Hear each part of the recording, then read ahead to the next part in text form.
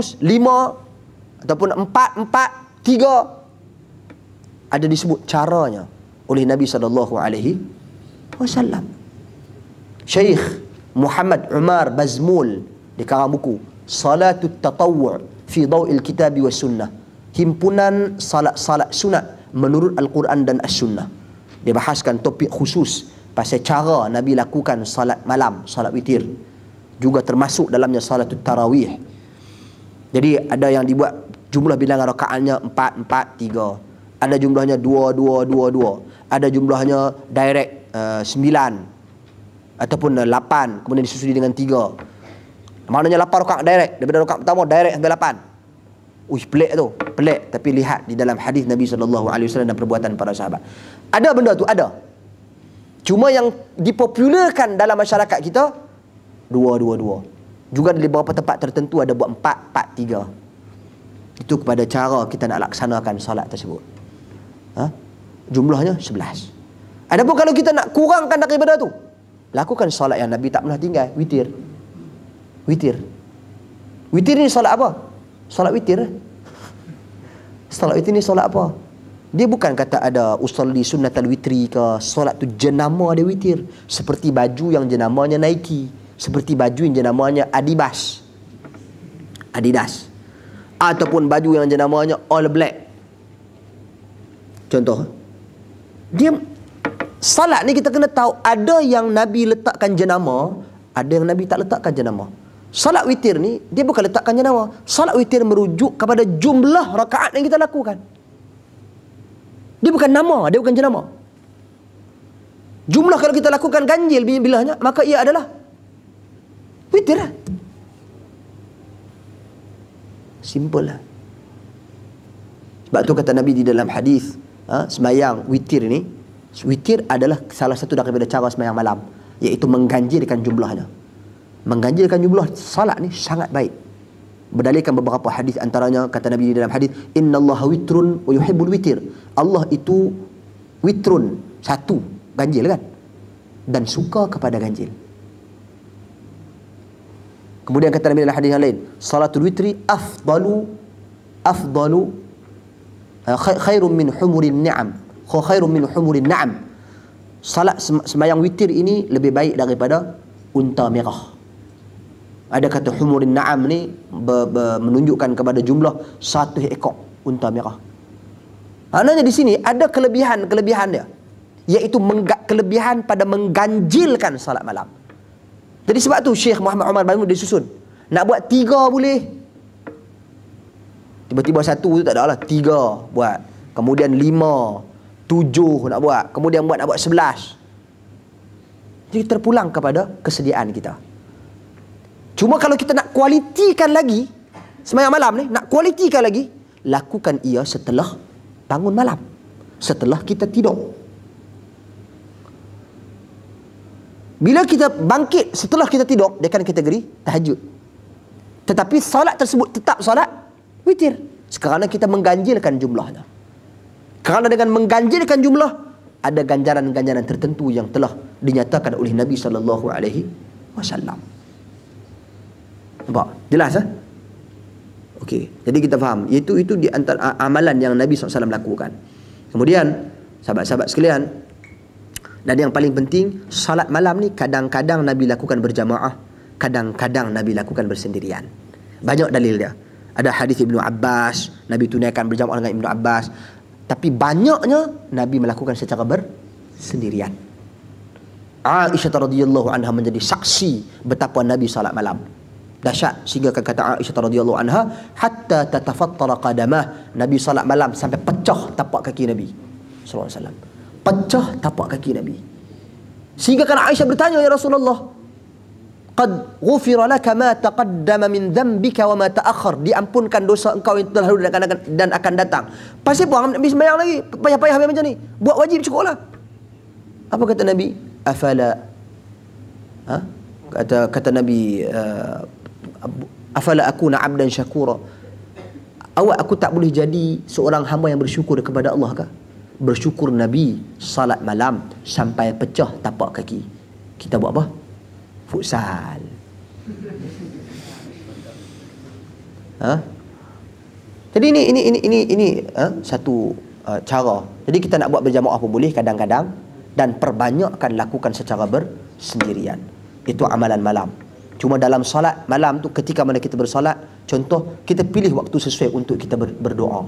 Antara waktu sesuai untuk kita berdoa dalam solat adalah ketika mana kita bersujud dan sebelum kita memberi salam. Bersujud, kata Nabi di dalam hadis, inna aqrama ma yakunu al-'abd ila rabbih fa huwa sajid. Waktu yang paling dekat untuk hamba itu berdoa, dekat seseorang hamba itu kepada Tuhannya adalah ketika mana dia dalam keadaan bersujud. Maka doalah paling banyak ketika mana kita bersujud. Ini tak, dia tahu sujud lah sekali. Dia tu penyakit tu. Lah sekali hak panjang kali.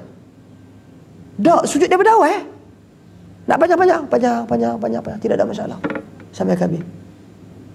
Perbanyakkan doa ketika mana kita bersujud. Kemudian sebelum daripada kita memberi salam. Kemudian ketika mana kita berdoa, dianjurkan dalam kita berdoa ni, doa ni boleh dua cara, sama ada kita mengangkat tangan ataupun tidak mengangkat tangan. Tapi antara hadis-hadis yang menggambarkan cara doa mengangkat tangan ini adalah cara Nabi SAW. Angkat tangan bila kita berdoa, setelah kita salat malam. Mengangkat tangan, cara Nabi SAW mengangkat tangan digambarkan oleh Ibn Abbas radhiyallahu anhuma. Nabi merapatkan, seolah-olah merapatkan kedua-dua belah tangan Nabi SAW, meletak di antara paras muka dengan paras dada. Okey, maknanya di antara ni lah, lebih kurang. Jadi diangkat ke atas. Itu cara Nabi mengangkat tangan. Ini kita doa. Dia lagu tu, dia tak leweh. Siapa leweh tau? Ni kejantanan tu bagi ni sikit. Jangan lembek sangat. Kita doa, mengangkat tangan berdoa kepada Allah SWT.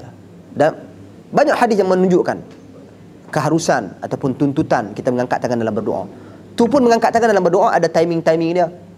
Adakah setiap masa, setiap kali lepas solat fardu, setiap kali ketika mana khutbah Jumaat, dia ada timing yang tertentu dan tak ditetapkan, tak dikhususkan. Maknanya khusus lepas solat ni tak. Cuma bila kita nak meminta tu, antara adab dia adalah dengan mengangkat kedua belah tangan. Itu cara dia. Dan Nabi ketika mana berdoa di Arafah, Nabi mengangkat tangan ke langit sehingga nampak ketiak Nabi SAW, putihnya ketiak Nabi SAW. Maknanya mengangkat tinggi paras kepala Nabi SAW. Okey, jadi itu di antara beberapa cara. Dan menangis dalam kita berdoa, menangis. Dan menangis lagi juga, nangis saya sebut dalil tadi ni. Begitu juga dalam kita memohon ni, cara spesifik doa. Nabi kurang suka berdoa terlalu detail. Ya tuanku, aku nak ambil periksa paper bisnes ni. Paper bisnes ni ada 70 soalan. Soalan ni aku ni pening bahagian pertama ni.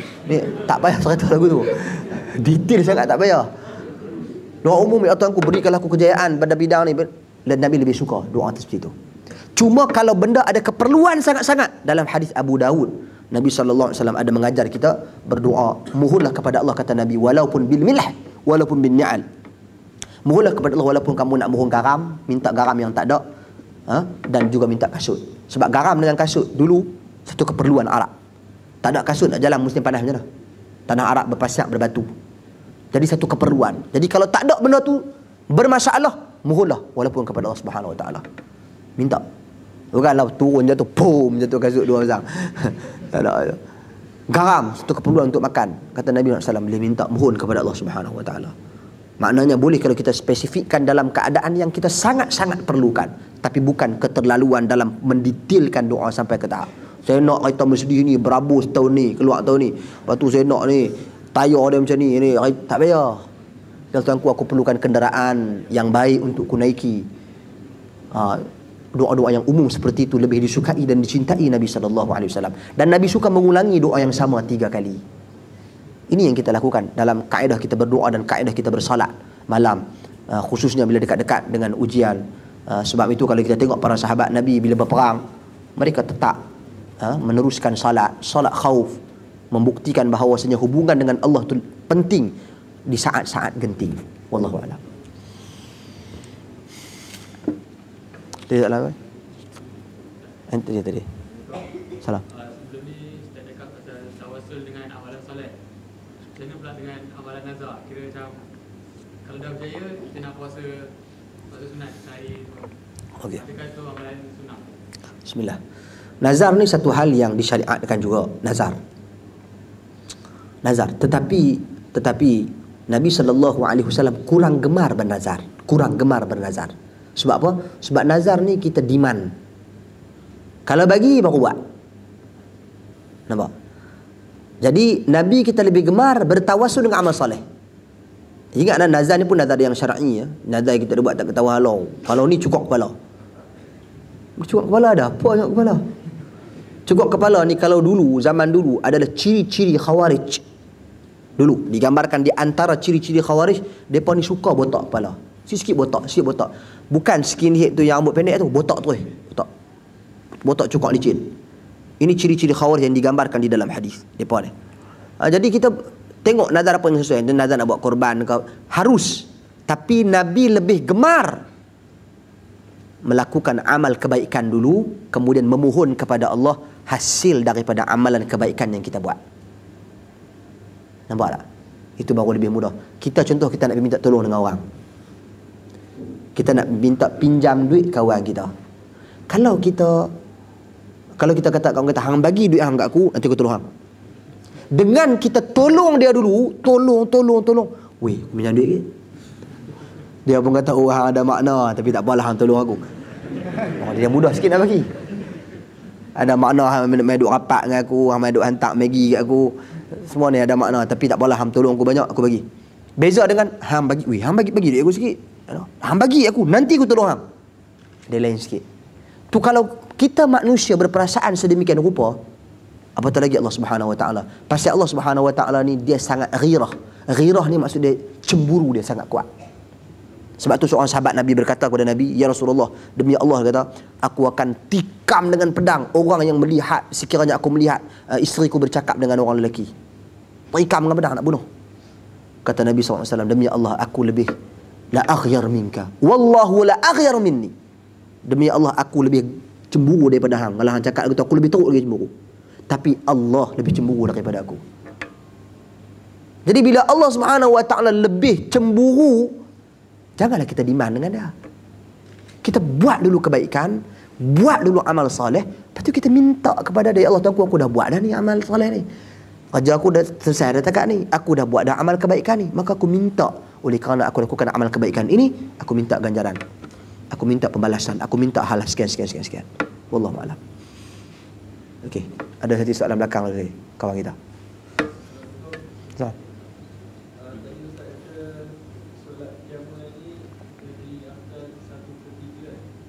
Hmm? 1/3 malam.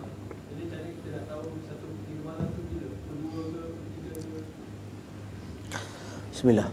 Hitungan malam ni dia mula bila? Hitungan malam dia mula maghrib. Tamat malam tu bila? Masuk subuh. Jadi sepertiga daripada timing tu. Kira tengok. Agak-agak kira apa?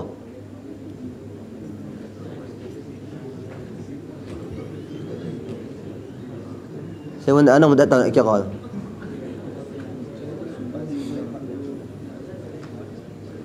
Kira tengok timing. Dia dalam anggaran macam ni. Dia sepertiga malam ni, dia bukan sepertiga awal. Dia sepertiga akhir. Maknanya, dia sepertiga akhir yang dekat nak subuh. Dia bukan sepertiga awal. Hadis menyebut sepertiga akhir. Bila sepertiga akhir ni, dia ada dalam pukul 2. Lebih kurang.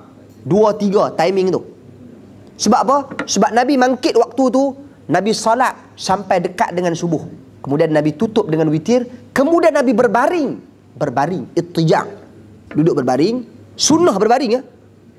Duduk dalam masjid ke dalam mana? Sunnah. Melunjuk kaki lagu tu, berbaring. Berbaring sampai azan subuh. Nampak? Itu cara Nabi SAW. Jadi sepertiga malam ni, kita melunjuk-lunjuk tu bagi tak ada gaib. Sedap-sedap orang qomat solat Jumaat tu. Itu Ustaz lah. Jadi Nabi SAW itu dia sepertiga yang akhir. Itu maksud sepertiga malam. Jadi lebih kurang dalam pukul 3, timing 2-3. Lebih kurang time tu. Cuma masa di zaman Nabi SAW ni dia tak ada masa penentuan seperti itu. Dia hanya melihat kepada bulan. Dia hanya melihat kepada bulan. Dia kena melihat kepada suasana, cerah ke tak cerah ke. Jadi ketentuan dia macam tu. Selepas daripada isyak, kan solat isyak kan sunnah asalnya solat isyak tu dilewatkan. Asal solat isyak. Kata Nabi di dalam hadis, laula an asyqa ala ummati la akhartu al-isya ila hadzal waqt. Ketika Nabi keluar, tengok sahabat-sahabat Nabi duduk melentang lah, bersandar ataupun duduk ittija', berbaring dalam kawasan masjid. Nabi bawa keluar. Kemudian Nabi kata, kalau sekiranya tidak memberatkan umatku, nescaya aku akan menetapkan waktu solat isyak adalah pada waktu ini. Maksudnya Nabi sunnah solat isyak ni dilewatkan. Walaupun waktu timingnya bermula setelah tamat waktu solat maghrib. Jadi sepertiga malam tu perhitungannya dimulakan daripada akhir malam, bukan daripada awal, sepertiga yang akhir. Jadi itu berkenaan dengan sepertiga. Wallahu a'lam. Ada tadi? Cerita pasal nazar tadi kan. Waktu orang bernazar, dia tidak tahu macam keseriusan nazar tu. Contohnya dia bernazar sesuatu yang macam contohnya baik, ke puasa ke, baca Quran ke, tapi nazar itu kuantiti nazar tu banyak sangat sampai dia tak mampu nak lakukan. Lepas dia nazar tu, boleh tak dia cancel nazar tu? Kalau boleh, macam mana dia? Okey. Bismillah. Berkenaan dengan cancel nazar, boleh kita batalkan nazar. Nabi SAW sendiri pernah batalkan nazar Nabi SAW dan tukar dengan nazar yang lebih baik.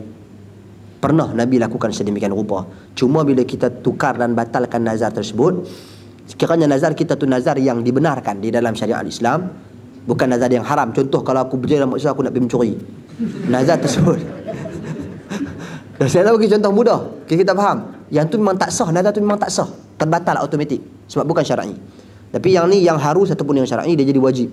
Maka bila kita membatalkan nazar tersebut, nak digantikan dengan nazar yang lain, harus tukar ganti. Kalau membatalkan terus, kita wajib bayar kafarah. Kafarah dia, ana minta maaf, ayat Al-Quran tersebut ana tak ingat. InsyaAllah dalam sesi besok ana akan bacakan ayat tersebut. Dia ada ayat Al-Quran yang menceritakan bagaimana kita nak kena tunaikan nazar.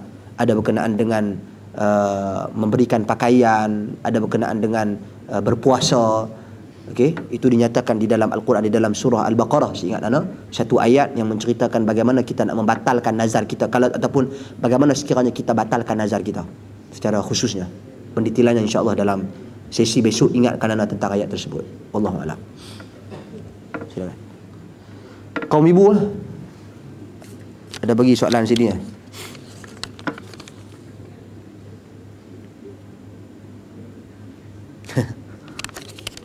Ini Ustaz, terima kasih kerana sudi meluangkan masa bersama kami. Tazkirah Ustaz berkesan. Jumpa lagi next time. Senyum. Waalaikumsalam warahmatullahi. Terima kasih.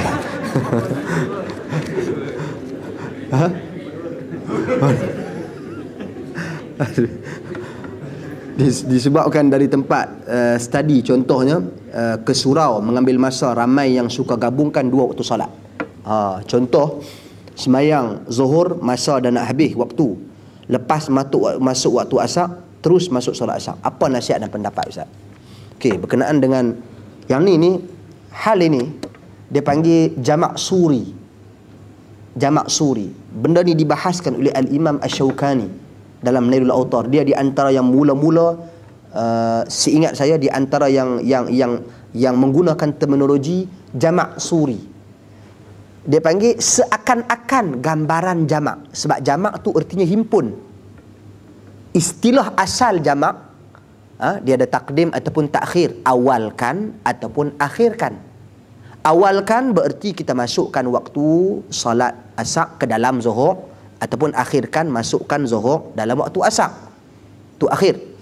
Okay? Tapi jamak suri ni, dia melewatkan salat zuhur sampai ke hujung, dekat-dekat nak masuk asar, habis-habis salat zuhur, duduk sat, masuk asar, terus salat asar.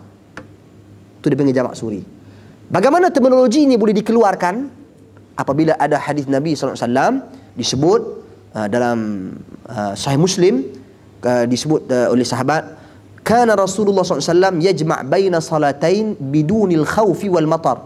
Nabi menghimpunkan dua salat dalam satu waktu tanpa ada hujan, tanpa ada ketakutan. Maksudnya menjadi satu kebiasaan Nabi jamak, himpunkan. Ini bukan qasar, qasar lain. Pendekkan salat lain. Pendekkan salat macam saya lakukan tadi adalah kerana saya berada dalam keadaan bermusafir. Sepanjang saya di sini, diharuskan bagi saya untuk qasarkan salat. Tetapi saya boleh jamakkan salat kalau saya ada kemudaratan dan keperluan. Sesak sangat, banyak sangat program, saya jamakkan. Tapi lebih utama bagi saya, qasarkan tanpa jamak.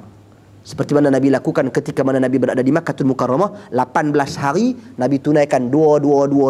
Nabi menjadi imam. Bagi orang yang bermukim, dia sempurnakan. Macam kalian sempurnakan. Okey. Kata dalam hadis tersebut tadi ni, Nabi jamak salat tanpa ada hujan, tanpa ada ketakutan. Biasanya hujan Nabi jamak, himpun 4 ataupun 3-4 maghrib isyak. Ada ketakutan perang, jamak juga, himpun 4 ataupun 3-4. Okey. Tapi tiba-tiba Nabi jamak, himpunkan tanpa ada takut, tanpa ada hujan. Maknanya seolah-olah tanpa ada keperluan. Sebab tu terminologi jamak suri, gambaran seolah-olah jamak, kata Al-Imam Asy-Syaukani, iaitu melewatkan waktu salat apa? Zuhur ataupun waktu salat maghrib bagi dekat dengan isyak, salat zuhur bagi dekat dengan asar. Di penghujung waktu. Itu dipanggil jamak suri. Itu satu pandangan. Jadi sahabat-sahabat sekalian, sekiranya dia macam ni. Prinsip itu nak cerita satu lah, itu pendapat tu. Adapun isu yang seperti ini, kita lebih mengetahui tentang pengurusan masa kita. Bila kita ada kemudaratan dalam mengurus masa salat kita, kemudaratan disebabkan kelas, kemudaratan disebabkan perkahwinan, kemudaratan disebabkan kerja, kemudaratan disebabkan kesesakan, kemudaratan disebabkan hal-hal yang lain yang menyibukkan kita, maka harus bagi kita himpun 2 salat dalam satu waktu. Jadi kalau kerana perkara-perkara yang memudaratkan kita, mengharuskan kita lewatkan salat zuhur, masukkan salat zuhur dalam salat asar, ataupun masukkan salat asar dalam salat zuhur jamak, maka mimbabil aula, lebih utama lagi lah untuk kita melewatkan salat tersebut. Pasal kita dalam keadaan yang mudarat, kita ada masalah dengan pengurusan masa kita, jauh, kelas yang jauh, isu apa tadi, mengambil masa yang lama, ataupun nak pergi ke surau mengambil masa disebabkan tempat study yang dari tempat study jauh lah. Nak main ke surau jauh lah. Dia kena tengok soalan ni. Sagi pakai balon pakat hampa duk jamak rumah kacau aku. Okey, itu konsep asas dia, boleh. Dia bergantung pada kemudaratan. Kemudaratan tu kita sendiri yang nilai. Kita tahu kita mudarat ke tak mudarat. Kita perlu sangat-sangat ataupun kita tak perlu. Sebab apa? Kita kena ingat, seterusnya poin yang ketiga yang penting, kita tak boleh jamak sesuka hati. Sebab kata Nabi disebut tentang dalam hadis, akan datang kata Nabi golongan-golongan yang mana mereka ini melampau-lampau dalam bersuci dan juga jamak sembahyang. Bersuci lebih-lebih. Dia akan geng was-was ni berendam, ambil sembahyang tu, orang dah mayang zuhur, orang habis mayang zuhur, masuk waktu asar tak habis ambil mayang zuhur ni. Was-was punya pasal was-was. Melampau-lampau dalam bersuci dan melampau-lampau dalam jamak solat seperti Syiah. Syiah dia jamak, harus jamak sehari. Dan bererti juga orang yang tak perlu jamak, dia jamak. Nampak? Kata Nabi celah orang seperti ini, Allah laknat orang seperti ini. Sebab mereka melampau-lampau dalam jamakkan solat. Sebenarnya jamak solat tu diharuskan untuk keperluan. Itu pendapat yang tepat dalam isu ni. Yang Nabi jamak tanpa ada hujan, tanpa ada ketakutan, maknanya Nabi jamak sebab ketakutan dulu, khauf, digambarkan perang. Hujan. Maknanya ada lain daripada perang. Kalau ada kemudaratan lain, keperluan lain untuk kita jamak, maka harus untuk kita jamak. Kita lebih mengetahui kemudaratan penyusunan masa kita sendiri. Jadi kalau nak ambil mudah, kalau library sebelah tu, surau sini, jamak apanya? Sembahyang biasa lah. disiplinkan timing kita, disiplinkan masa kita. Sebab solat ini membentuk disiplin. Disiplin untuk kita menentukan masa kita. Wallahu a'lam. Ada masalah lagi? Apa lama? 15 minit lagi. Okey. Bismillah. Apakah cara-cara untuk kita pastikan agar ilmu yang kita belajar mudah diingati dan tidak mudah dilupakan? Pertama sekali, beramal dengan ilmu, ataupun sebelum daripada itu ikhlas untuk kita menuntut ilmu. Kemudian beramal dengan ilmu. Beramal dengan ilmu. Jadi ini antara dua poin yang paling penting. Cuma saya teringat perkataan Abdullah ibnul Mubarak, seorang tabi'ut tabi'in yang sangat popular, ulama hadis. Dia memberikan kepada kita 6 poin untuk kita menuntut ilmu. Kata dia, yang pertama sekali, husnul niyyah, niat yang ikhlas. Niat yang ikhlas. Kemudian setelah kita ada niat yang ikhlas, kemudian yang kedua, poin penting untuk kita belajar ni, husnul faham, kefahaman yang baik. Faham. Okey. Kemudian yang ketiga kata dia al-hifzu. Lepas faham ada hafalan.